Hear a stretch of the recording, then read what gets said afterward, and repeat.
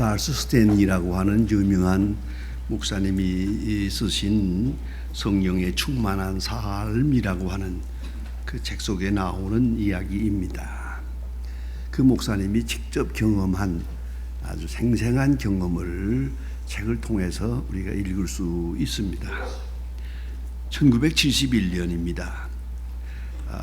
목사님은 부흥회를 인도하기 위해서 항공편으로 시애틀로 가고 있었습니다. 시애틀 상공에 비행기가 도착했을 때에 하강 준비를 하기 시작합니다. 비행기가 빙빙 돌면서 이제 내려오려고 하는 바로 그 순간 갑자기 기내 방송이 나옵니다. 문제가 생겼습니다. 비행기 앞바퀴가 나왔는지 안 나왔는지를 표시해주는 신호등이 목통입니다. 그래서 이 비행기는 땅에 내릴 수가 없습니다. 자, 이거 큰 걱정입니다. 모두가 벌벌 떱니다. 이제 할 수 없어서 기름을 다 태워버리고 빙빙 돌다가 기름이 다 없어진 다음에 동체 착륙을 할 준비를 하고 있습니다. 이거는 목숨을 거는 겁니다. 300명의 그 승객들이 사색이 됐습니다. 큰일 났다고. 그때 이 목사님을 알아보는 분이 계셨어요. 그래서 목사님이 대표해서 특별히 기도해 주세요. 우리가 다 죄인이지만은 목사님 기도는 들을 것 같은데 목사님 우리를 위해서 기도해 주세요. 이거 목사님 큰일 났습니다. 그래서 두 무릎 사이에다가 머리를 아주 틀어박고 간절하게 하나님 앞에 기도를 드렸습니다. 그랬더니 조금 있다가 관제탑에서 연락이 옵니다. 관제탑에서 이렇게 쳐다보았더니 비행기의 앞바퀴가 나왔습니다. 그러니까 사람들이 와 하고 살았다 그랬습니다. 그런데 비행사의 말은 다릅니다. 앞바퀴가 나온 건 사실이지만 제대로 나온 건지 모르겠습니다. 왜? 신호등이 목통이니까 제대로 나온 건지 잘못 나온 건지를 알 수가 없습니다. 어쨌든 모험을 할 수밖에 없습니다. 그리고 비행기는 무사히 내렸습니다. 여러분, 신호등이 고장나면 어떻게 되겠습니까? 신호등이 고장나면요, 저는 언젠가 한번 오래전에 비행기 자동차를 타고 청계천을 지나가는데 그 청계천이 돌아서 남산으로 올라가는 바로 그 램프 딱 한 줄로 쫙 올라가는 도중에 차 하나가 섰습니다. 앞차가. 비는 막 쏟아지는데 이거 가지 않습니다. 그러니까 모든 사람이 이거 뒤에 쭉 섰다가 문을 열고 비가 막 오는데도 왜 못 가요 하고 소리 지르니까 그 운전사가 밖으로 나와서 또 하는 소리가 재미있어요. 기름이 떨어졌어요. 그래서 요 자리에서 기름이 그러니까 이쪽에서 또 기름 떨어진 것도 모르고 다니나 또 한 바대씩 합도만 해요. 그러니까 또 그 사람 대답이 재미있어요. 기름이 얼마 있는지 알아볼 수 있는 게이지가 고장이 났거든요. 그래요.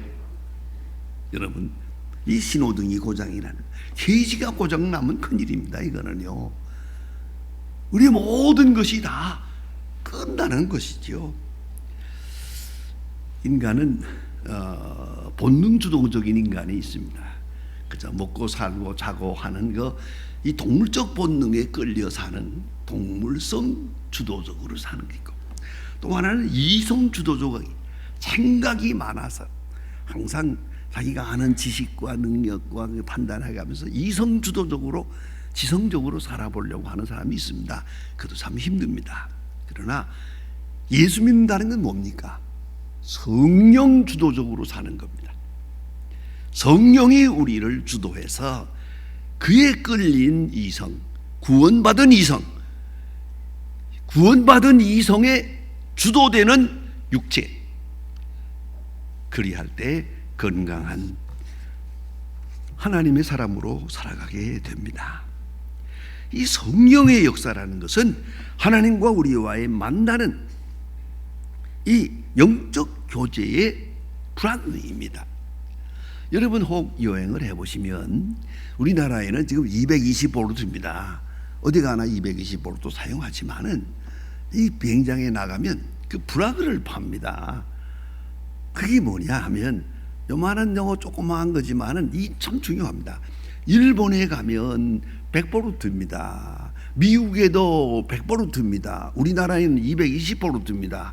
구라파에 가면 350볼트도 있습니다. 그러니까 내가 이런 전기 제품을 가지고 가도 이 브라그가 맞지 않으면 아무 소용없습니다. 그야말로 먹통입니다, 이거는. 그래서 그게 여기 주먹만한 애답터가 있습니다. 이걸 가지고 이렇게 꽂고 저렇게 꽂고 이렇게 가면서 쓸 수 있도록 되어 있어요. 발전소에 발전기에 전기가 오고 있지만은 이 전기와 나와 바로 연결되지 않으면 아무 소용없어요. 그것도 내게 주어지는 볼테이지가 딱 맞아야 됩니다. 100볼트면 100볼트, 120, 220이면 220, 350이면 350, 이 맞아야 이 모든 전기 제품이 제 성능을 하는 겁니다. 안 맞으면 말짱 겁니다. 여러분, 이걸 잊지 말아야 합니다. 자, 생각이 병들면 미친 사람입니다. 이거는 사악한 동물에 불과합니다. 죄송합니다만은 미친 개나 미친 사람이나 마찬가지요. 뭐 사람이라고 해서 사람일 게 없어요. 그게 무서운 거예요. 그러면 정신이 온전하고야 육체가 재구실을 하는 거 아닙니까? 그런가 하면 영혼이 병들면 아주 사악한 동물이 됩니다. 여러분, 오늘 우리가 많은 사람 보지 않습니까? 어떻게 저런 사람이 있나? 있지요? 영혼이 병들었거든요. 영혼이 병들고 나면 그의 능력, 그의 지력, 그의 공부, 그의 재산 아무것도 아닙니다. 영혼이 병든 사람, 그 한 사람 때문에 많은 사람이 함께 고생을 합니다. 우리가 다 알고 있지 않습니까?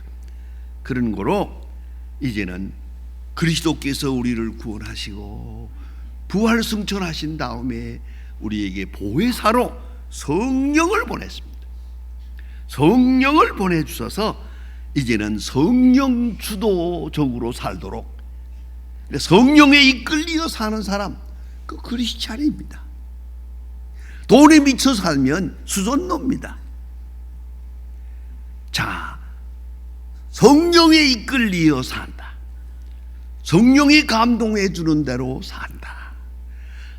성령이 인도하는 대로 살지 못할 때 그는 그만큼 또 심판을 받습니다. 고민을 하게 됩니다. 속이 썩게 됩니다. 이성도 병들게 됩니다. 다 망가지는 걸 우리가 잘 알고 있습니다. 매일같이 보는 얘기입니다. 윌리엄 제임스라고 하는 심리학자는 말합니다. 자아라고 하는 것, materialistic self라고 있습니다.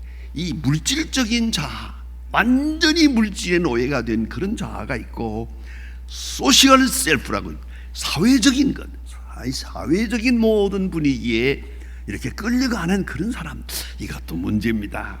그런가 하면 spiritual self, 영적인 자아, 성령에 이끌려 사는 이성, 성령에 의해서 구속받은 양심, 그리고 그 양심의 주도를 따라 사는 인간, 육체, 그리고 그 사회생활, 가정생활. 여러분, 그러면 성령은 오늘 우리에게 어떻게 역사하시는가? 오늘 실제적 상황에서 말씀을 드립니다. 실제적으로 성령은 역사합니다. 실제적으로 역사합니다. 먼저 우리에게 믿음을 줍니다.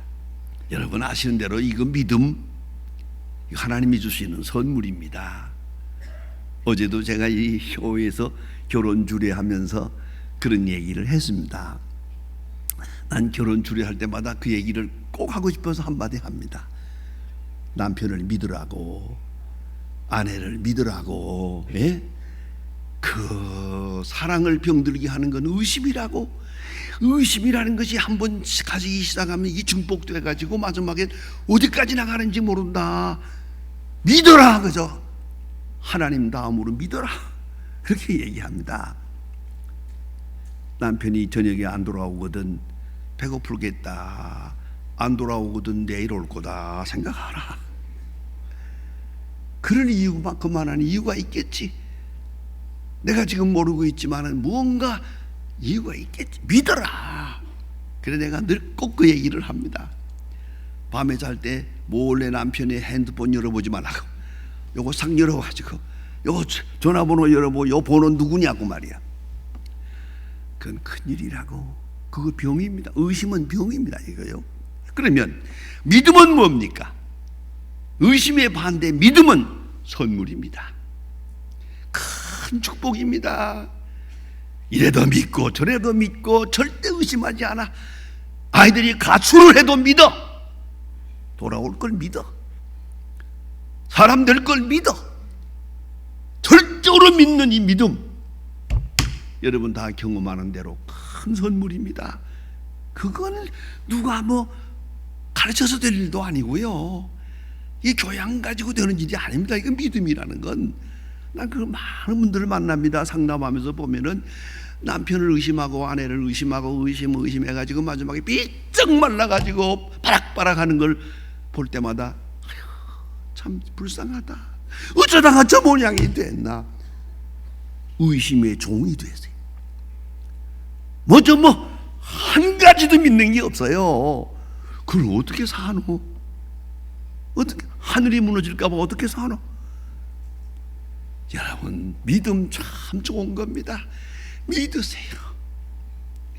예수님은 제자들, 그 못난 제자들의 발을 씻기시면서도 믿었어요. 지금은 모르지만 이후에는 알리라. 그 무슨 말입니까? 지금은 이 모양이지만 앞으로는 훌륭한 제자가 되어서 나를 위해서 다 순교할 것이다. 믿었어요. 예수님은 제자를 믿었어요. 이걸 잊지 말아요. 믿음 선물이지요. 큰 선물입니다. 이거 정말 하나님이 주시는 선물이요. 특별히 예수 믿는 거, 그 아무나 믿나요? 성령이 함께 할 때 예수가 믿어져요. 십자가가 믿어져요. 나를 위해서 십자가를 지신 것을 믿어져요. 아니, 내가 하나님의 자녀됨을 믿게 돼요.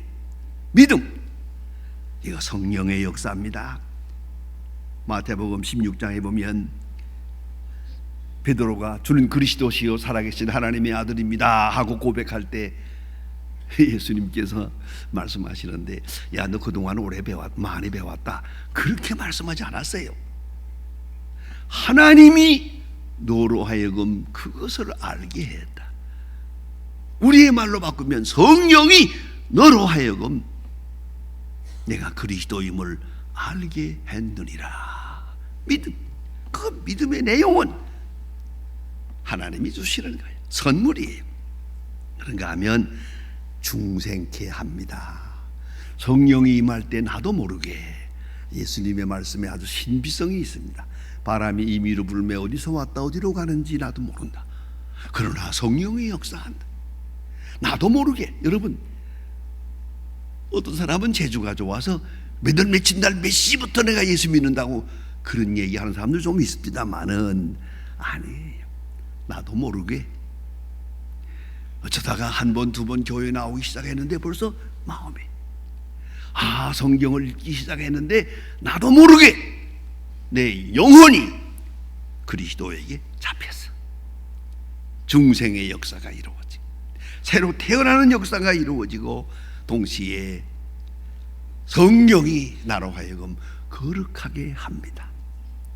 성령이 임해서 나를 주장할 때 큰 노력하지 않아도 술도 끊을 수 있고, 그렇게 요란스럽게 결심하지 않아도 자연스럽게 담배 생각도 없어지고, 그렇게 밉던 사람도 왜 그런지 불쌍하게 보이고, 그렇게 초조하던 사람이 평안하게 됩니다. 성령이 내 영혼을 뷰리파이해서, 뷰리피케이션, 성화를 이루어 나간다. 그런 동시에 방법론적으로는 좀 더 실제적으로 생각하면 성령은 말씀으로 역사합니다. 그래 오늘 성경 말씀에 쭉 말씀합니다. 성령이 임하면 깨닫게 하고 믿게 하고 느끼게 합니다. 성경 말씀을 깨닫게 하고, 이거 성령이 하시는 거예요. 또 믿게 하고 깨닫는 것만 가지고 안 돼요. 이 말씀 한 구절 한 구절이 다 믿어져요. 다 믿어져요. 성경 어디를 읽어도 다 믿어져요. 그런가 하면 감동케 해줘야 성경을 보면서 눈물을 흘려요. 성경을 보면서 주의 사랑을 느껴서 감격해요. 성경을 보는 중에 성령이 역사하면 성경 안에서 나는 주를 만나요. 주의 사랑, 엄청난 사랑을 내가 경험하고 성경을 읽다 말고 눈물을 흘리며 하나님 앞에 감사 기도도 드려요. 성령이 역사해요. 성령이 느끼게 하고, 그런 거로 실제 상황 속에서 말하면 기억해 하리라 하는 말씀이에요. 오늘 성경 말씀 4절에 보면 있습니다. 이 말한 것을 기억나게 하리라. 여러분 아시는 대로 어떤 좋은 진리가 있다 하더라도요, 어떤 진리를 배웠더라도 실제 상황에서 그것이 기억나지 않으면 아무 소용없어요. 기억날 때 문제가 돼요. 제가 저 영주에 가서 부흥회를 인도했을 때, 그래 부흥회하고 돌아온 다음에 그 초등학교 선생님으로부터 긴 감사의 편지를 받은 일이 있어요. 제가 거기 가서 설교하면서 이런 말을 했어요. 신명기 14장에 있는 말씀대로 내 귀에 들린 대로 행하리라. 우리가 무슨 말을 할 때 조심해라. 너희들이 광야에서 어렵다고 해서 이미 죽었으면 좋았을 걸 하니까 하나님 딱 들으시고 내 귀에 들린 대로 하리라. 죽고 싶다니까 죽여주마, 이런 말씀이 있어요. 그런 거로 이걸 잊지 말라. 하나님이 다 들으신다고. 어떤 경우에도 함부로 말하지 말고 부정적으로 말하지 말고 안 된다고. 불신앙적인 말이 나오면 안 된다, 그런 얘기를 했어요. 이 선생님이 초등학교 선생인데도 아이들이 말을 안 들으면 집 나가라, 너네 태어나가지고 말썽이냐, 그런 말 막 한 거예요. 이제 무슨 말 하려고 그러니까 들린 대로 행하리라 딱 생각이 나는데 안 되지, 절대 안 되지. 그래서 말을 조심하게 됐대요. 했더니 아이들이 다 좋아지더라 합니다. 그걸 장장 편지를 써서 보내세요. 기억나게 하리라. 여러분 하나님 말씀 들으면서 깨닫고 감격해요. 그러나 실제 상황에서 기억이 나야죠. 가정생활 속에서, 경제생활 속에서 말씀 순간순간 기억나게 하십니다. 성령이. 그때 순종해야죠. 이걸 잊지 말아야 합니다. 그리고 예수님 말씀합니다. 내 것을 가지고 알리겠음이니라. 내가 너희들에게 말한 것, 내 것을 가지고 알리겠음이니라. 얼마나 귀한 말씀입니까? 주님의 말씀은 객관적 계시요. 이제 그 사건은 객관적 사건이요. 내가 현실 속에서 살아갈 때 기억나게 하리라, 생각나게 하리라. 그래서 그 말씀에 효력이 나타나는 것이요. 무슨 얘기입니다만 여러분 한평생 시험 많이 보았죠. 무슨 입학시험이니 졸업시험이니 시험 많이 보았는데, 저도 한평생 시험 무척 많이 보았는데요, 꼭 잊지 마세요. 시험 아무리 준비 많이 했더라도 현장에서 생각 안 나면 소용없어요. 밤을 새워 공부하면 뭐래요? 그 현장의 문제가 딱 왔을 때 생각이 나야죠. 헷갈리지 않고 바르게 생각이 나야죠. 이게 아닙니까? 우리 인생 사는 게 그래요. 오늘 우리가 들은 말씀, 우리가 감격한 말씀, 깨달은 말씀이 순간순간 생각이 나는 거예요. 기억이 나는 거예요. 그리고 그 말씀이 나를 주도해서 귀한 말씀의 역사를 나타내요. 뿐만 아니라 장래의 일을 말하리라. 성령이 우리의 장래를 말합니다. 다음엔 어떻게 될까요? 다음 세대는 무엇입니까? 다음의 길은 어디가 있습니까? 다음 이것을 우리에게 보여주십니다. 성령이. 그래서 스데반이 비록 돌에 맞아 죽지만은 하늘을 우러볼 때 성령이 감동 충만하면서 하늘나라가 환하게 보입니다. 내가 갈 곳이 저기입니다. 그런 거로 그는 돌에 맞아 죽으면서도 얼굴은 천사의 얼굴을 할 수가 있었습니다. 모든 사람을 용서할 수도 있었습니다. 오늘 본문의 말씀은 예수님께서 십자가 지시기 전에 바로 몇 시간 전에 주신 귀한 말씀입니다. 내가 떠나가는 것이 유익이라.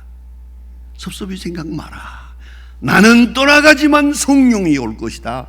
보혜사 성령이 와서 너희를, 내가 너희들에게 한 말을 깨닫게 하고 감당하게 하고 생각나게 하고 충만하게 해서 승리 생활을 하고 우리로 하여금 그리스도에게 향하도록, 그리스도의 사람으로 살아가도록 인도해 주실 것이라고 말씀하십니다.